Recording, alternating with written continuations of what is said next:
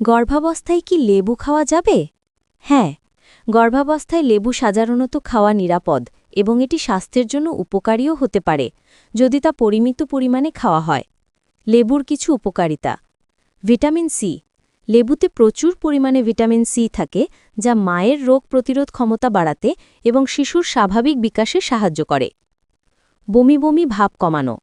গর্ভাবস্থার প্রথম দিকে অনেকের যে মর্নিং সিকনেস বা বমি বমি ভাব হয় তা কমাতে লেবুর রস বা লেবুর জল সহায়ক হতে পারে।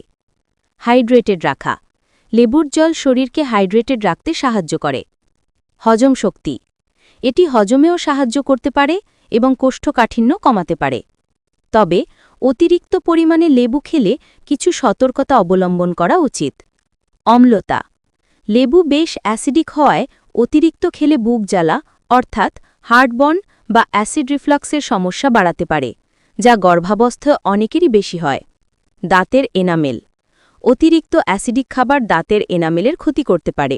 লেবুর জল পান করার পর সাধারণ জল দিয়ে কুলকুচি করে নেওয়া ভালো।